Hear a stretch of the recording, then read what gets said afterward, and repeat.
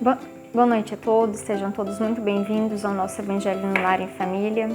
Convido a se inscreverem em nosso canal, aqueles que ainda não forem inscritos, curtirem, compartilharem com amigos, colegas, pessoas que sabem que vão gostar desse tipo de material, comentarem, deixarem as suas dúvidas, os seus pontos de vista, as suas sugestões são muito bem-vindas. Agradecemos por estarem aqui conosco nessa atividade do Evangelho no Lar, que se dá todas as segundas-feiras, às 20 horas. E aproveitamos a oportunidade para convidar também a participarem das nossas atividades. Nós temos todas as terças-feiras, às 19h30, o Evangelho no Lar, que é uma atividade apenas presencial em nossa casa. Posteriormente ao Evangelho no Lar, nós temos a irradiação. A irradiação ela acontece tanto de forma online quanto presencial. Para aqueles que querem realizar na nossa instituição por algum motivo, não terem internet, preferirem ir presencial, e aqueles que preferem conforto do celular, podem realizar essa atividade da sua própria casa. Todos os sábados nós temos também a Reforma Íntima, que é uma atividade que se dá todos os sábados, das 15 às 17 horas. É uma atividade tanto online quanto presencial. Temos também todas as sextas-feiras em nosso canal uma palestra publicada. Caso vocês queiram deixar as suas sugestões e suas dúvidas, podem mandar no link do próprio YouTube ou podem também entrar em contato conosco pelo nosso WhatsApp. Aqueles também que quiserem participar da atividade da irradiação e quiserem fazer parte dessa equipe, também podem entrar em contato conosco através do nosso contato de WhatsApp para nos auxiliarem nessa tarefa.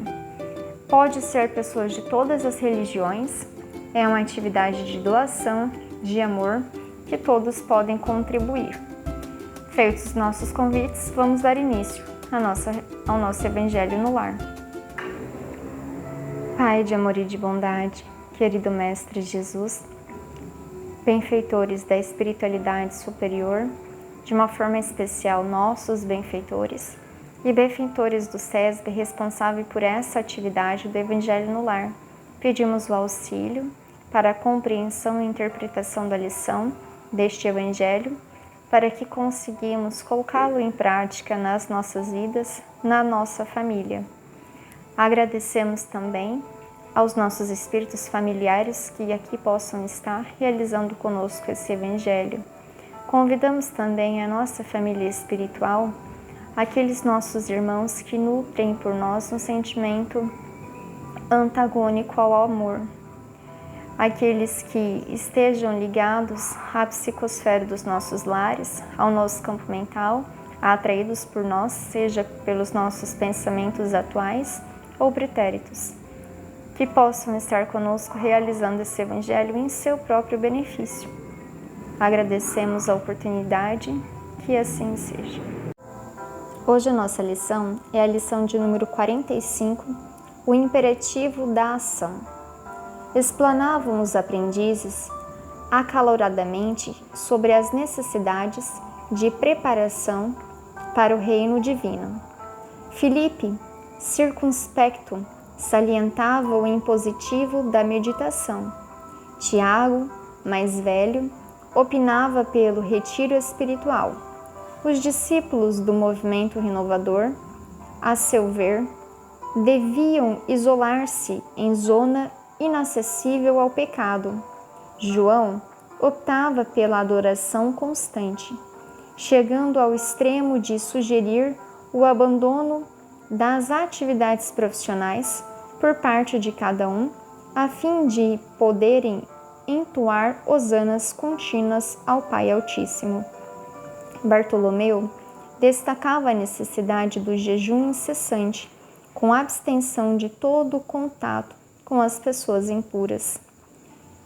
Chamado à manifestação direta pela palavra indagadora de Simão, Jesus perguntou nominalmente: Pedro, qual é a água que desprende miasmas pestilenciais? Sem dúvida, respondeu o apóstolo intrigado, é a água estagnada, sem proveito. Sorrindo, dirigiu-se ao filho de Alfeu, indagando: Tiago, qual é o peixe que flutua inerte na onda? É o peixe morto, Senhor, redarguiu o discípulo desapontado. Bartolomeu, qual é a terra que se enche de matagais, daninhos à plantação útil? O interpelado pensou e esclareceu. Indiscutivelmente, é a terra boa desprezada, porque o solo empedrado é áspero e quase sempre estéril. O mestre, evidenciando sincera satisfação, concentrou a atenção em Tadeu e inquiriu: Tadeu, qual é a túnica que se converte em ninho da traça destruidora? É a túnica não usada. Endereçando expressivo gesto a Judas, interrogou: Que acontece ao talento sepultado? Perde-se por inútil, Senhor. Logo após, assinalou com o olhar um dos filhos de Zebedeu e falou, mais incisivo: Tiago, onde se acoita as serpentes e os lobos? Nos lugares em ruínas ou votados ao abandono. André, disse o Cristo, fixando o irmão de Pedro, qual é, em verdade, a função do fermento? Mestre, a missão do fermento é dar vida ao pão. Em seguida, pausando nos companheiros o olhar penetrante e doce, acrescentou bem-humorado: O templo está repleto de adoradores e a miséria rodeia Jerusalém. Se a luz não serve para expulsar as trevas, se o pão deve fugir ao fermento e se o remédio precisa distanciar-se do enfermo, onde encontraremos proveito no trabalho a que nos propomos? O reino divino guarda o imperativo da ação, por ordem fundamental. Sigamos para diante e propaguemos a verdade salvadora através dos pensamentos, das palavras, das obras e de nossas próprias vidas. O Todo Sábio criou a semente para produzir com o infinito, desde o alto a claridade do sol, cada dia para extinguir as sombras da terra. Não é outro o ministério da Boa Nova, amar, servir e venerar o Pai, acima de todas as coisas, e servir amando é amparar o próximo como a nós mesmos. Pautar-se por estas normas em nosso movimento de redenção é praticar toda a lei. A lição do imperativo. Aqui Jesus vai nos dizer sobre a ação como um imperativo.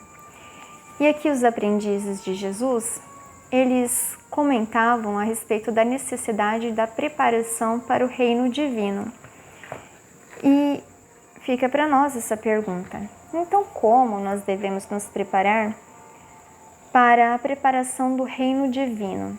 E esse reino divino, ele vem com aparências exteriores ou ele vem para a aparência interior? Vamos então analisar.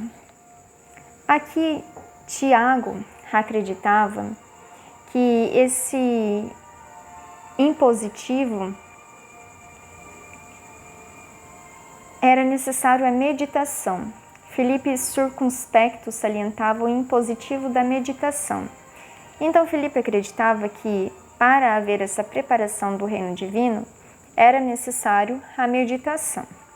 Tiago, então, por sua vez, ele opinava que era necessário o retiro espiritual. E esse retiro espiritual se daria com os discípulos desse movimento de redenção, de renovação, renovador, deveriam isolar-se em zonas inacessíveis aos pecadores. João, por sua vez, ele acreditava que deveria ser por adoração constante, chegando ao extremo de sugerir o abandono das atividades profissionais por parte de cada um, a fim de poderem adotar hosanas. Alpais Almaldíssimo e Bartolomeu destacava a necessidade do jejum incessante, com a abstenção de todos os contactos com as pessoas impuras. Vale a pena, por nossa vez, nós analisarmos que os aprendizes de Jesus, assim como nós, somos aprendizes.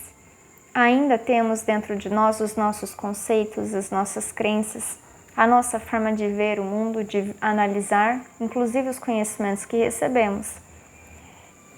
E foi dito, se eu não me engano, sábado passado na Reforma Íntima, para quem assistiu, eu acho interessante também, quem não assistiu, convidou a assistirem, que falou exatamente sobre nós termos que nos esvaziar das nossas crenças, dos nossos conceitos, para nos abrir ao novo. Se nós trazemos em nós limitações para enxergar o mundo fora de nós não vamos compreender as verdades, porque elas estarão contaminadas pela nossa própria verdade. Então, para essa preparação do reino divino, se nós trazermos apenas o que a gente tem de crença, de conceitos, de limitações, a gente vai ficar apenas na superficialidade sempre. Porque para que a gente se aprofunde a respeito de qualquer ciência, de qualquer conhecimento, de qualquer compreensão espiritual, é necessário que a gente nos esvazie primeiro dos nossos egos, das nossas crenças e das nossas limitações. Esse esvaziamento, ele sim pode se dar pela meditação, ele pode se dar por vezes no retiro espiritual e pode se dar também na adoração das hosanas e também pode se dar no jejum e na ausência do contato com as impurezas do mundo exterior. Mas aqui os discípulos, assim como nós hoje ainda acreditamos, que esse reino divino, ele será implantado fora de nós. Apenas quando Jesus sempre nos convida, primeiro, a implantar o reino divino, o reino de Deus, dentro dos nossos corações, para que nós nos transformemos e aí, através dos nossos exemplos, os nossos irmãos, então sintam-se tocados por esse aprendizado e também se renovem. Aqui, os aprendizes ainda traziam as suas crenças e acreditavam que esse retiro espiritual, que essa renovação, se daria dessa forma. Ainda hoje, algumas religiões e algumas pessoas acreditam que encontrarão Deus desta forma, se renovarão dessa forma. E é importante também nós utilizarmos de todos os meios que a gente tem, porque o contato com Deus é individual e só cada um sabe da forma como melhor encontra. Mas a gente não tem que se preocupar com o mundo lá fora, mas sim com o mundo aqui dentro. Essa meditação, se for sobre os ensinamentos de Jesus e como eu devo aplicar na minha vida, é importante que eu medite.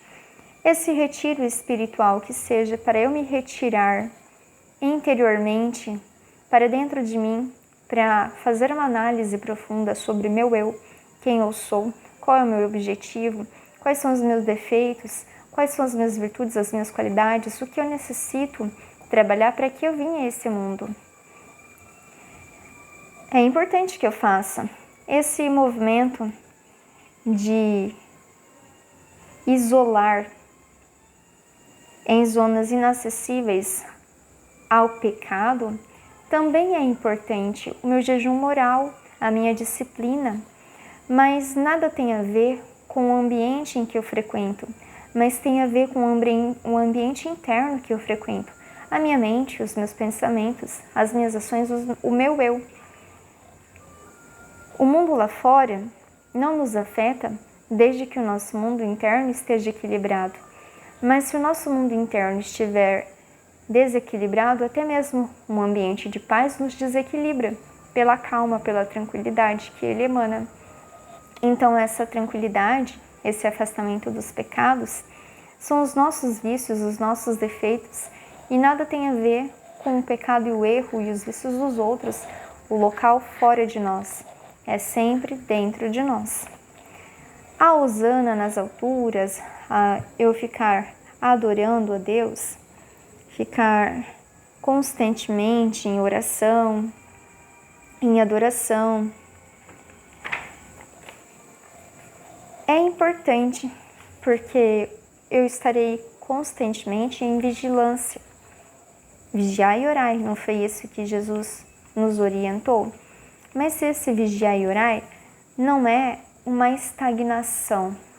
Eu não fico adorando apenas, mas nada produzo, porque senão eu vou padecer de fome, eu vou padecer de necessidades. Se eu abandonar as minhas necessidades familiares, profissionais, as minhas outras áreas ficarão prejudicadas se eu apenas tratar da minha parte espiritual. É importante, é essencial que eu trabalhe a parte espiritual, é importante, é essencial, mas também tem outras áreas para trabalhar, que também são importantes e são essenciais, e que também são vitais para a minha manutenção na Terra. Então eu não posso abandonar tudo para me dedicar apenas à espiritualidade, porque eu vou precisar comer, eu vou precisar me vestir, eu vou precisar de algo que abrigue a minha cabeça, então eu vou precisar trabalhar, eu vou precisar me manter. Eu necessito também do trabalho, ele instiga a minha criatividade, me auxilia na elaboração de mim mesma, das minhas potencialidades intelectuais. Ele é importante. E Bartolomeu destacava a necessidade do jejum incessante. Esse jejum, ele é importante, mas o jejum da carne, eu ficar sem me alimentar de determinado alimento, isso ou aquilo, não. Esse jejum é um jejum moral.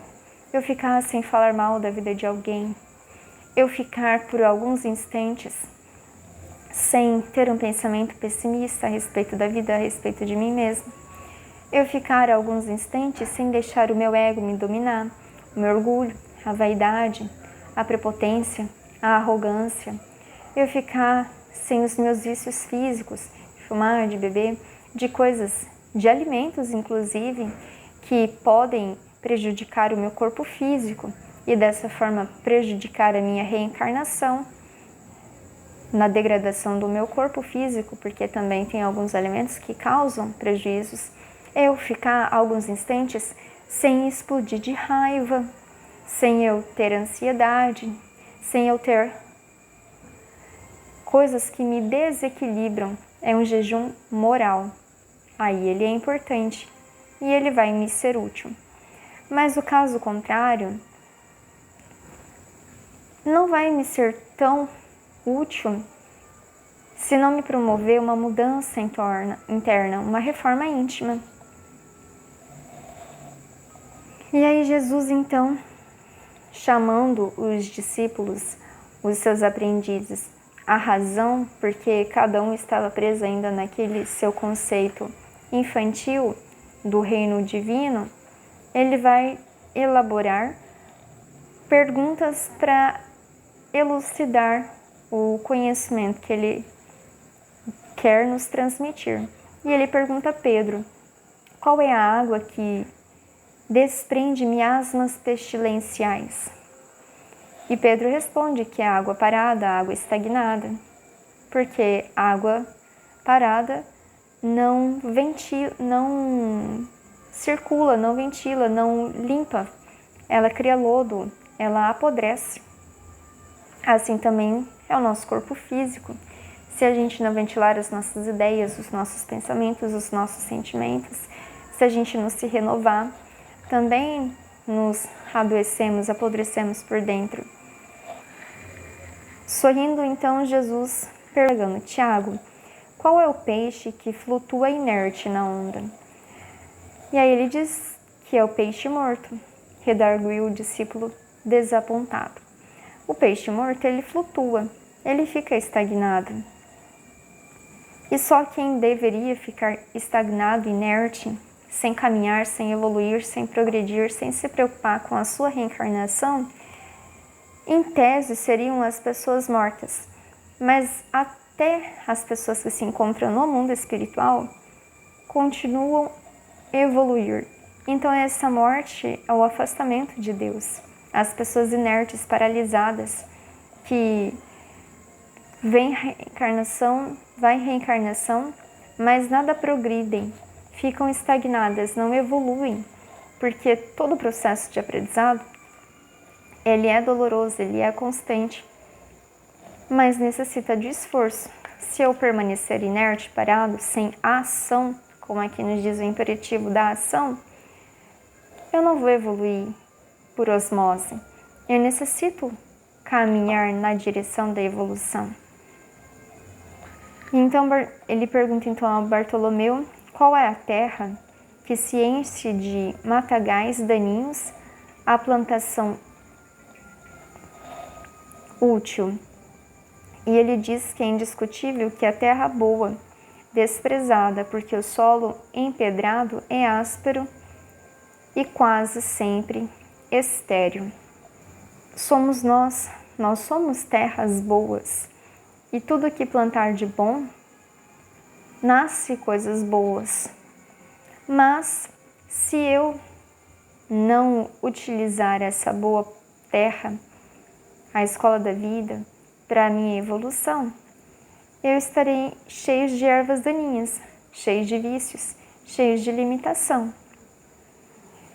Eu tenho sempre uma escolha, eu sempre tenho que escolher. Se eu automaticamente não opto, não escolho pelo bem, pela minha evolução, automaticamente eu estou escolhendo a minha estagnação, a minha não evolução. Também é uma escolha, a nossa paralisação. E não é porque eu não escolho agir, não escolho trabalhar para o bem, que eu não estou de alguma forma caminhando, mas estou caminhando de forma equivocada para o mal, e depois eu terei que retomar esse caminho de volta. Tadeu, qual é a túnica que se converte em ninho de traças destruidoras? É a túnica não usada. Tudo aquilo que não é utilizado, estraga. O conhecimento não utilizado fica paralisado. Tudo que não é utilizado, estraga. Já percebeu que um sapato, você utilizando ele constantemente, ele dura mais do que você, às vezes, usa um sapato uma única vez e você deixa ele guardado, e quando você vai utilizar ele a próxima vez, ele já se deteriorou? Muitas vezes já aconteceu isso com você, comigo já aconteceu. Porque mesmo parado, mesmo não sendo utilizado, a lei do tempo, as leis da natureza, elas são incessantes e elas vão agir. Não é porque não está sendo utilizado que não está deixando de acontecer o processo do tempo. E tudo com o tempo se modifica, se deteriora. Então, endereçando agora a Judas, ele pergunta o que acontece ao talento sepultado, ao talento enterrado, ao talento não utilizado. E ele diz que perde-se por inútil, Senhor. Então, o que adianta eu ter uma virtude, eu ter uma potencialidade, eu ter um dom, se eu não utilizar esse dom, em meu próprio benefício e em benefício daqueles que dele necessitam, dos meus irmãos, que ainda não o possuem. Ele se perde, ele se é sepultado, ele se é enterrado, não utilizado. Então logo assinalou com o olhar um dos filhos de Zebedeu e falou mais incisivo: Tiago, onde se acoitam as serpentes e os lobos? Nos lugares em ruínas ou devorados ao abandono. André, disse o Cristo, fixando o irmão de Pedro, qual é, em verdade, a função do fermento? Mestre, a missão do fermento é dar vida ao pão, é fazer o pão crescer. Tudo tem a sua função. Todos nós, tudo na natureza, tudo é criado com uma função e um objetivo. Em seguida, pausando nos companheiros o olhar penetrante e doce, acrescentou bem-humorado: o templo está repleto de adoradores e a miséria rodeia Jerusalém. Olha que profundo, Jesus nos fazendo refletir. O templo, a igreja, a religião daquela época estava repleto de adoradores, fiéis, seguidores. E a miséria rodeava Jerusalém. Um pouco contraditório, não é mesmo? E aí ele diz: se a luz não serve para expulsar as trevas, se o pão deve fugir ao faminto, se o remédio precisa distanciar-se do enfermo, onde encontraremos proveito no trabalho a que nos propomos? Muito profundo. E Jesus falava sempre de uma forma figurada, mas todo o ensinamento dele, tudo o que ele dizia, tinha um sentido muito profundo para a nossa alma, para o nosso espírito. Jesus aqui está dizendo, para nós, hoje, também, existem inúmeras igrejas, inúmeras religiões, mas por que ainda há miséria no mundo? Por que ainda há maldade no mundo? Por que ainda há um mundo violento? Por que o nosso mundo ainda não é um mundo de paz, de amor, se está cheio de adoradores, de fiéis, de cristãos, de religiosos, de espiritualistas, enfim, de pessoas de todas as religiões? Por que então o mundo está assim? E aí ele diz: se a luz não serve para expulsar as trevas, se a luz, o conhecimento, não serve para expulsar as trevas, a ignorância, a maldade, se o pão não fugir ao faminto, aquilo que sacia a nossa fome espiritual, o conhecimento, se o remédio precisa distanciar-se do enfermo, o consolo, o auxílio, onde encontraremos proveito no trabalho a que nos propomos?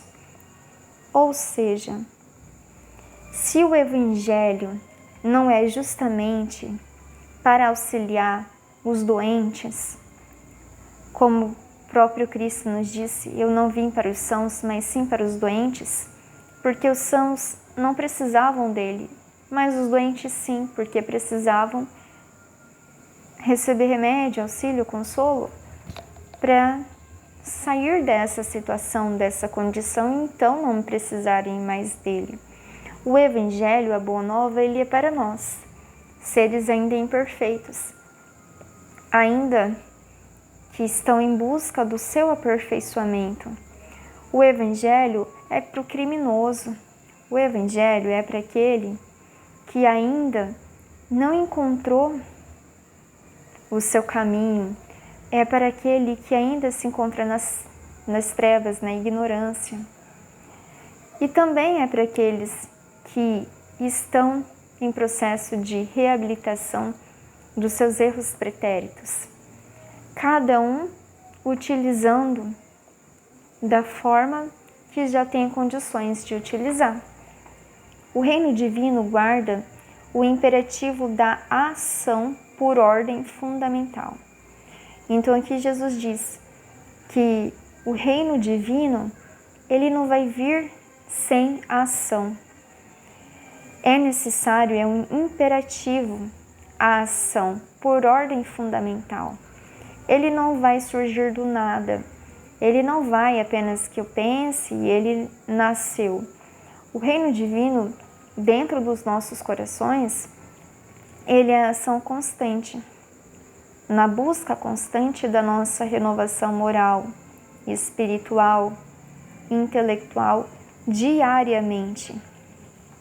Sigamos para diante e propaguemos a verdade salvadora através dos pensamentos, das palavras, das obras e de nossas próprias vidas.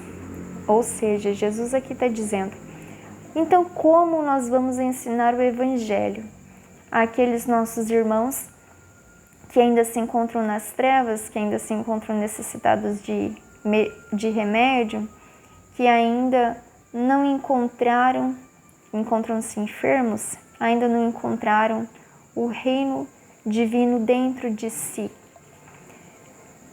Nós propagaremos a verdade, o Evangelho de Jesus, essa verdade renovadora, porque renovou a nós, os nossos corações, o nosso interior, através dos nossos pensamentos, através das nossas palavras, porque a nossa boca fala aquilo que há no coração, das nossas obras, daquilo que a gente realiza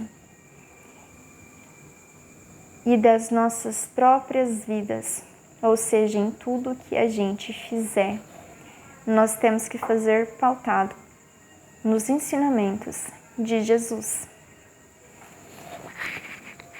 O todo sábio, Deus, criou a semente para produzir o infinito, desde o alto à claridade do sol, cada dia para extinguir as sombras da terra.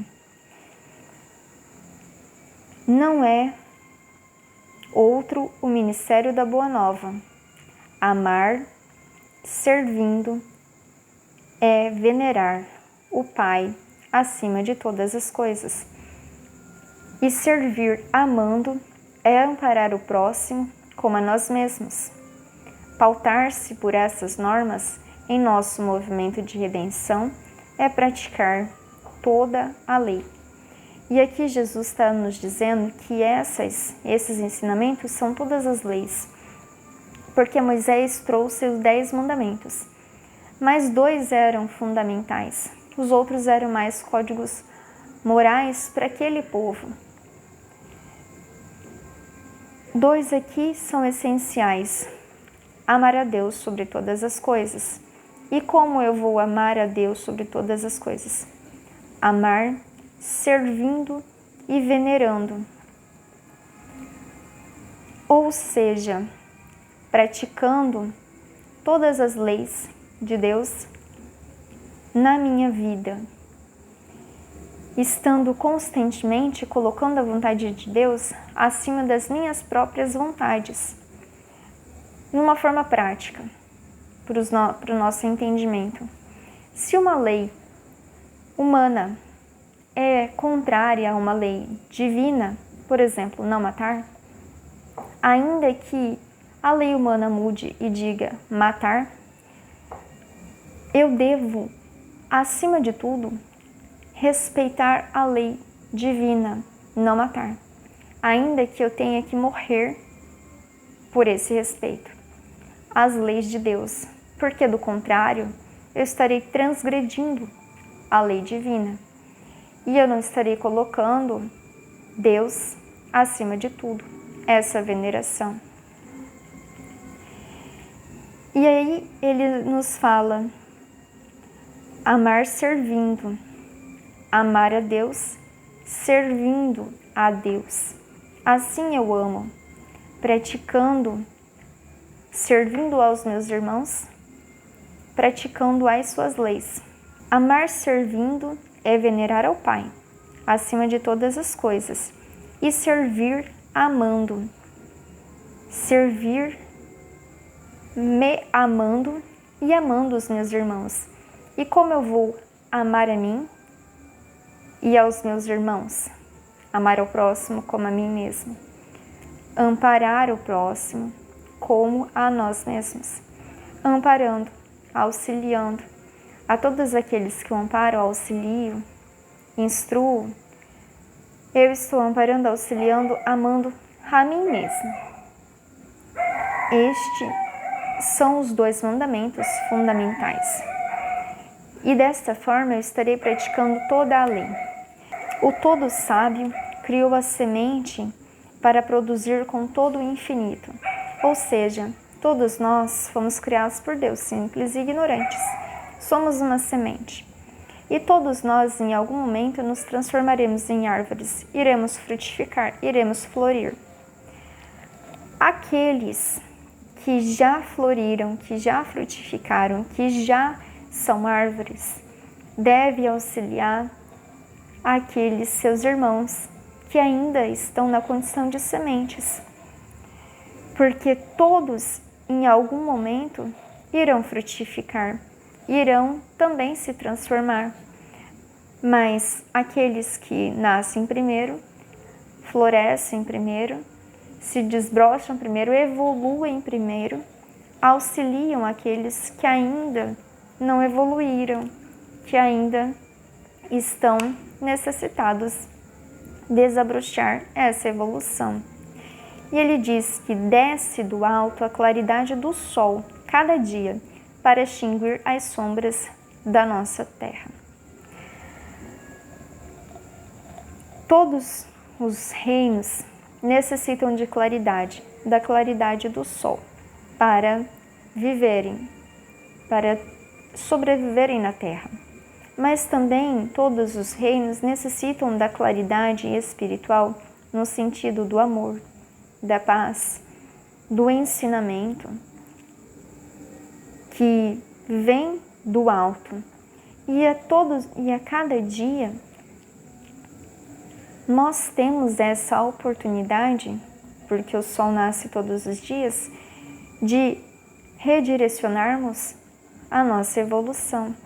A cada dia que nasce, as nossas consciências, essas sementes são também as nossas consciências, a cada dia que uma consciência desabrocha, a cada dia que o sol nasce, é uma oportunidade para essa consciência também desabrochar, todos os dias.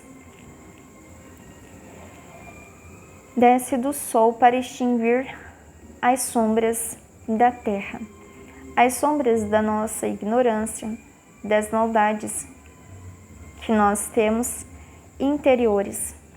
Mas também é interessante a gente analisar que não por acaso no sol se encontram os espíritos de maior envergadura do nosso sistema solar. Jesus se encontra, espiritualmente dizendo, no sol. E a cada energia que vibra do sol, a cada fóton de luz que sai do sol, também é uma expressão de amor daqueles espíritos que lá se encontram. E basta um fóton de luz para iluminar umas trevas gigantescas. Então, a todos os instantes, com a luz do sol, além das forças vitais que a gente necessita fisicamente, também recebemos em forma de energia a energia do amor, que vem desses benfeitores, desses seres crísticos que lá se encontram, inclusive o nosso mestre, criador do nosso planeta, transmitindo todos os dias o seu amor para nós, dando-nos assim a lembrança de que somos espíritos e que nascemos para nos iluminarmos também. Então fica o nosso convite para que nós nos iluminemos. E como vamos fazer isso? Com a ação, com o imperativo da ação, a todos os dias, buscando essa renovação, essa aproximação nos nossos corações, nos nossos pensamentos, nos nossos sentimentos, nas nossas ações, na nossa vida, com os ensinamentos do Cristo, que nos aproximam a cada dia mais de Deus. Então vamos fechar os nossos olhos para o nosso encerramento.